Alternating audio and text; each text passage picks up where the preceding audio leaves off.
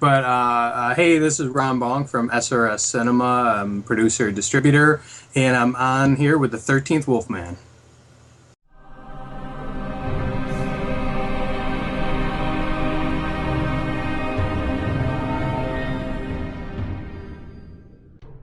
Hey everyone, you know who I am. I'm the 13th Wolfman. You know who I have with me today? I have Ron Bonk. If you don't know the name, then you do know the pictures.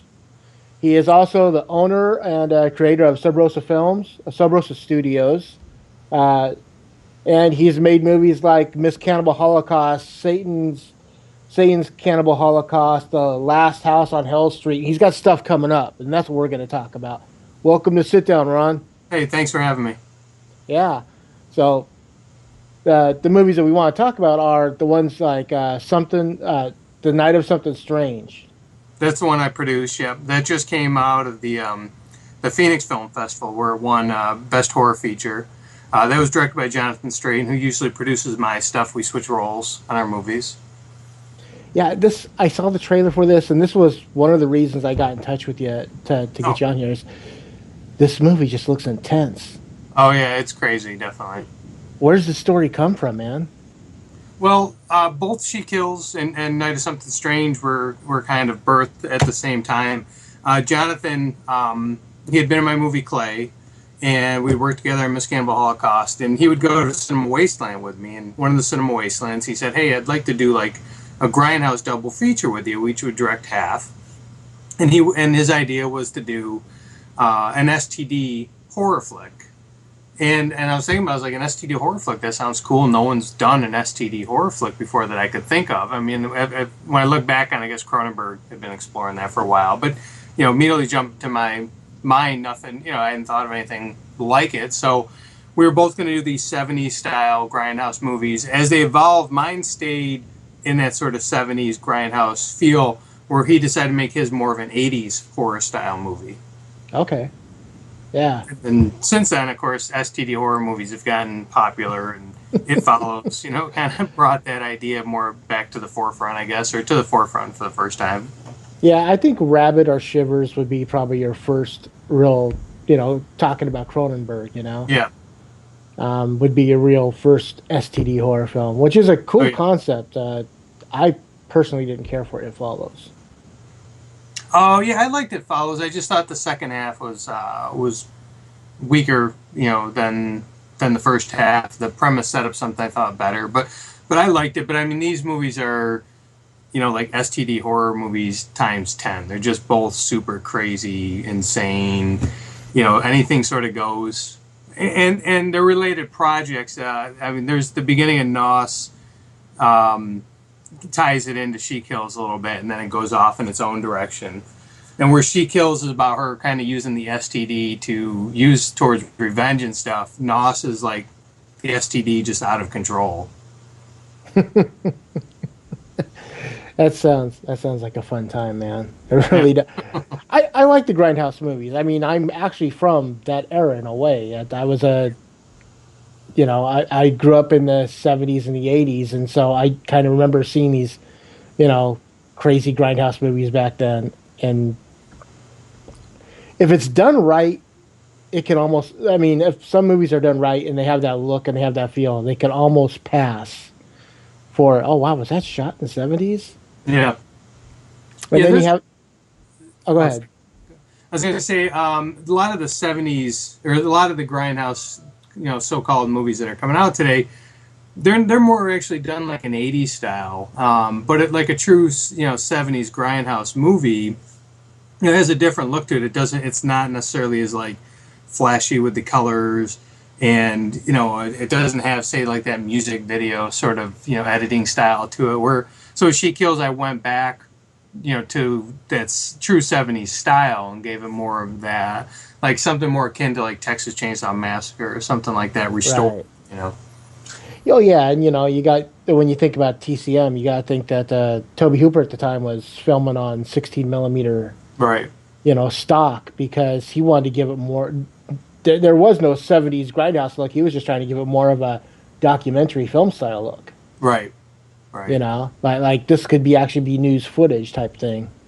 Yeah, they just a lot of the newer Grindhouse, tributes, they, some of them don't even add the grain to it. They just, make it like real colorful and I don't know what's the word I'm looking for, like sort of blotchy. I don't know, but polished.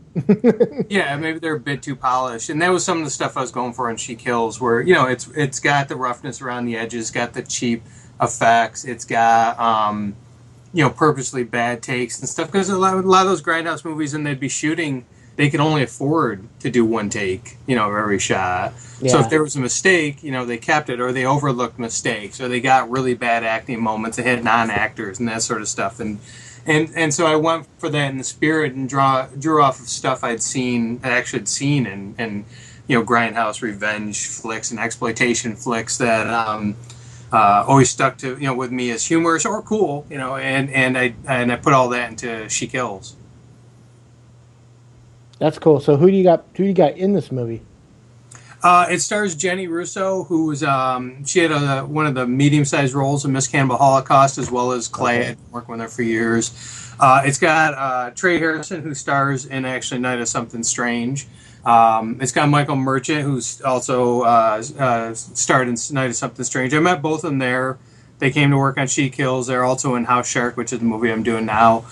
Just developed a friendship with them. It's got Jody Fusello. Again, another longtime person, dates back to Clay and Miss Cannibal Holocaust. Tom Minion, who goes all the way back to Vicious Sweet. There's a lot of local actors who, when I work with them, it goes well, I like to reuse them, and then I bring in some new people, as we go along. Right, so you kind of got like a stable that you deal with. Yeah, Yeah, definitely. It's a good group. They make my job easier because they're all hardworking. All the actors, I can write so much into the script and talk to them about the role, but then I kind of rely on them to develop it further and make it their own. And these guys and girls are great at doing that. They come up with ideas, they run them past me, and if I like it and think it goes along with the character, I'll give them my stamp of approval. Now, you just brought up a title that we weren't talking about, House Shark. Yeah. That's the one I'm still in production on. We shot a week back in August. It was like 9 days last year. That was get our teaser trailer and kind of test the shooting style. It's a different style for me. And then we shot another 9 days back here in March recently, about 2 weeks ago. At least I'm still recovering from it, so the house is actually still a mess because a lot of it's set here. And that was the first time trying out the monster effects, which came out really well. I got Marcus Cook, who did 100 Tears and Fell. He did the shark for it, and I wanted like a 6 to 8 foot shark. He made like a 14-foot long shark for it. That's really awesome, and that was a lot of fun. Stuff seemed to go really well. I haven't cut it yet, so I think it came out good. But sometimes you go to cut it, and then you're like, oh, geez, what happened here? But we have about 2 weeks left in August to shoot. I'm just waiting for my producer. Has a baby on the way. Comes in June. Once he's had the baby, had a few months to get settled. We'll resume in August, get it all wrapped up, and try to get it out. Hopefully have it done for maybe like a cast and crew premiere by August of 2017. Okay, well, when you're getting ready to get this out and promote it, you got to come back on because sure, one thing I love shark movies. I don't care how good, how bad, how whatever. I do. I love Snow Shark, that Sam Quinella film. Yep. Which was just a fun movie in itself. So I love movies too. So I'm right there with you. And this one, I'm trying to do it really good, but also, keeping that humor in there because it's House Shark. It's not, I'm not trying to make Citizen Kane or Lawrence of Arabia, but I am trying to make Jaws in a house and make it, have its scary moments, have its funny moments, have its awesome moments. So I think you'll dig it. I don't think anyone's made a movie like this in terms of the underground shark homages. The only one that I could think that might be a similar type thing is Bait, the Australian shark movie that was in the mall. Yeah, I saw some pictures from Tim Ritter. Told me about it, and I haven't actually caught it yet. It's actually more akin, I think, in terms of I would say the shark, at least the creature, because it's not really the same sense of humor, same shooting style. Is the Deadly Spawn. Because I love that movie, and I was really trying to pay tribute to Steven Spielberg and Jaws, But as far as like a creature, and I was like, what could I do as far as a creature? I mean, this isn't in the ocean and stuff, so I was going for a monster that resembled the creature and that and that sort of vibe. I'm hoping people get from the movie too.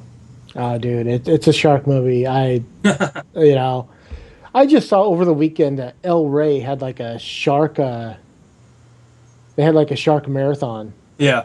El Rey is Robert Rodriguez's channel. If you don't know it. Yeah, I love that station, but after I switched from Time Warner to Verizon, I had the basic package. I don't get it anymore. But yeah, I love El Rey. I think that channel's awesome. Yeah, and so over the weekend they had like two-headed shark attack, three-headed shark attack. Oh, awesome. Just and some that I'm like I don't remember hearing that. So here I am watching this. Yeah, watching the shark movie. I'll watch them. I don't care.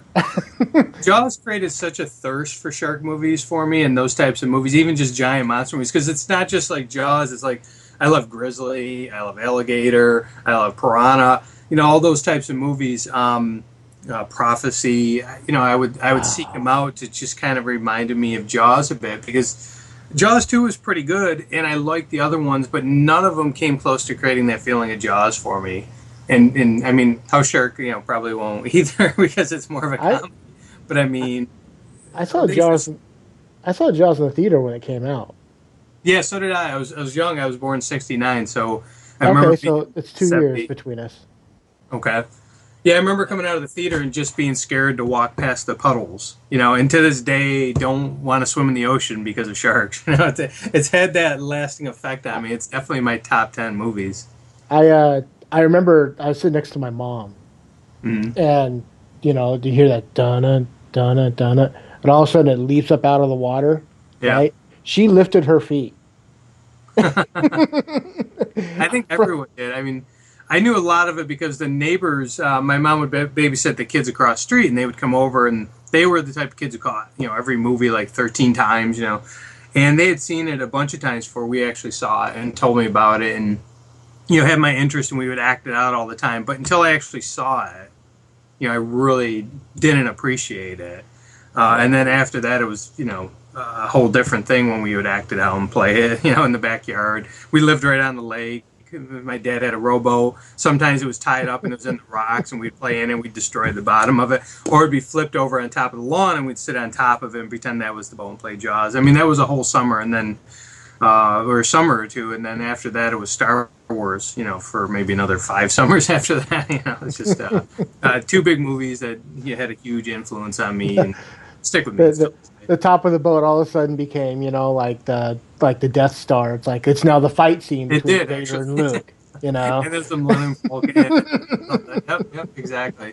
And then we'd make up our own movies, our own Jaws. I had Swordfish. It was my movie, Killer Swordfish. And then for Star Wars, I had Starships. So yeah, we would make up our own tales eventually, and they would just be blatant ripoffs, but we were reenacting them as little kids, I think that's your next movie after House Shark, dude. The Swordfish? Yeah, I don't think there's a Killer Swordfish movie. I don't think there is either, actually, but I mean, as a kid, I was like, oh, that sounds like a great idea. As an adult, once I know what a swordfish is, it's not quite so scary, but maybe that'll be the sequel to House Shark. Who knows? I'm just thinking, I mean, you have everything else. We've had, The Prophecy, which is a mutant bear. I mean, I remember seeing that in the drive-in, dude. Mm-hmm. Yeah, we grew up same era. I'd cut most of I'd see in theater, but occasionally drive-in. Yeah, that was a great movie. It is a great movie. I know I haven't seen it in a while. I actually want to rewatch it. I rewatched Grizzly fairly recently because I was doing like on the Indiegogo campaign I had for House Shark, which is closed, but I was doing these little follow-up videos. And one of them was talking about like Jaws spoofs, and I was cutting images from Grizzly into the videos I talked about. I was like, I gotta go watch Grizzly again. So sure enough, I popped it on and watched it again, and loved that movie. But Prophecy, yeah, I remember Prophecy just being like enraptured by the trailer and the poster and wanting to see that movie so bad as a kid. That weird egg shape, the little creatures all on the poster. That's what I remember. It was just weird looking. You're going, okay, what's this got to do with anything? You know? I know they find the baby mutant bears, but that's about as close as they get, I guess, to those eggs. Yeah. So Night of Something Strange and She Kills, they're in production. They're being made. 90 Something Strange She Kills are actually done. Both are hitting the film festival circuit.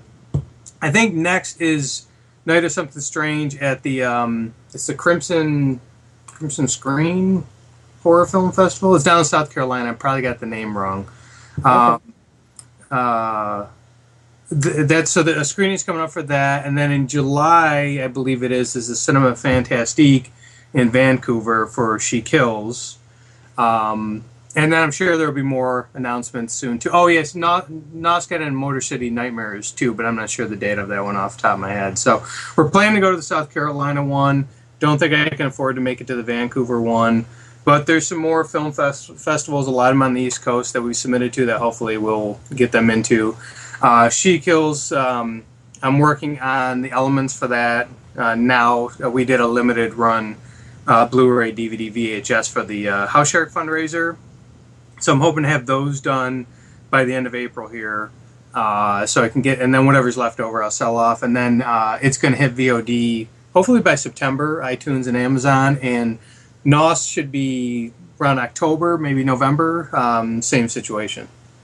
I'd love to see you guys get like maybe up here into the West Coast, you know, bring it up here for like. I'd love to.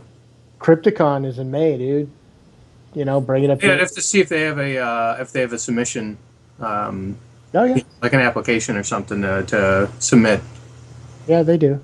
They show films every year. And the other one that's up here in the Pacific Northwest is oh man, I just blanked on it. I think it's called Horror Film Fest, Northwest Horror Fest. Oh, I don't know that one. It's like in October. You know, I know, like with Cinema Wasteland, when I used to go there, I would just ask, the guy who ran it, I'd be like, hey, I'm going to be here this year. I got a new movie, because I do it every single show. Yeah. And he would always book a spot for me. But the other conventions, I'm not really, because I don't do them anymore. I do Scarecon because I do the film festival there. And of course, we'll show both those at Scarecon that's the first weekend of October, last day. I think it starts September 30th. But yeah, I just discovered Scarecon. Oh, it's a great convention. It's a lot of fun. They show a lot of great movies there and stuff. So, of course, I'm going to debut those two. And I'm going to do a Syracuse area showing for both those and Empire State of the Dead at the end of May. I'm just going to be announcing that tomorrow, actually. And but as far as like Crypticon and stuff and the other conventions, I'll have to go to their sites and check them out and see if there's a way to submit. Because if I don't attend them and I don't know the promoters directly, sometimes it's hard to where that in is, Yeah, they also have a Facebook page. Okay. Yeah, I'm definitely familiar with them. Yeah. I just I don't have much inventory here. Music Video Distributors handles most of my physical media distribution. I just handle the limited editions from here. So I usually just don't have the stock to attend the shows anymore. But if I could go there with a movie in tow and show it and talk about it and stuff, then then that'd be awesome. MVD is a good company. No. Yeah, MVD, I love them. They're super honest, reliable, easy to deal with.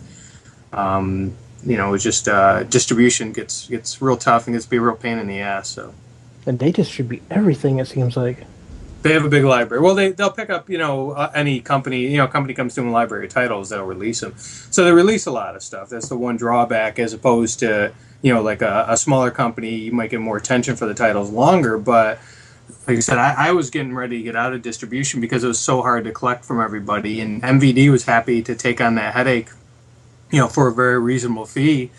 So I'm more than happy to go through them, and it still allows me to do my limited editions. And MVD does other business too for me. They do VOD, they do some foreign sales. So I definitely recommend them. I just don't know if they deal too much directly with single filmmakers. You might have to go through a company like me or somebody to get the title in through them if you only have one title. But any filmmakers listening, I encourage them. Definitely give them a ring and talk to them and see what you can do. Well, damn, the time went by. Well, I want to thank you for coming on, man. I don't want to keep you from your editing. I want you to be able to get back to doing what you're doing, So. Yeah, unfortunately, I'm hammered down because just wrapping up Lights, Camera, Blood. the Blu-ray authoring on that one to get that off to. We did pre-sales. We started pre-sales a couple weeks ago on that, and like I said, I'm actually, even though I said in the campaign like She Kills, Blu-ray, DVD and VHS were coming at the end of April. I've already had like several people ask me like, "Hey, when are those shipping yet?" No, not till end of April. I estimate it. And at this point, I mean, it's probably going to take me another week or so before everything's ready to go. And then it usually takes about 7 to 10 days to run them. So I'm probably looking at early May in terms of actually having that copies back in my hand. But yeah, unfortunately, I got to get back to that. I got to finalize all the extras for this Blu-ray DVD. That's fine. Pieces. So if people want to find you on the internet, where can they find you, man? I would go to srscinema.com. That usually branches off to everything, but there is shekillsmovie.com, housesharkmovie.com, and I think it's nosmovie.com, NOSS movie.com. Pretty sure about that. So, but if unsure, look me up at srscinema.com, swing by the Facebook page, give it a follow, drop me an email if you got any questions or want to know more about any of these projects, and I'll be more than happy to answer. And also look out for VHS Massacre, the documentary. Oh, yep. I'm in that as well, yeah. Yeah. I'm listed as producer, but I just contributed basically an interview with it and letting Thomas Seymour just run with it. But it should be good stuff coming out through Trauma. Yeah, I'm looking forward to seeing the whole thing all together. Very cool. Thank you, Ron, again for coming on. I'm glad we'll have you back some other time when you could do the whole thing and the live show, and... Yeah, I'd be glad to come back for the live show. I apologize. I'm just exhausted tonight. But yeah, please, I would love to. And for Ron Bonk, I'm the 13th Wolfman, and I'm on the prowl. Thank you.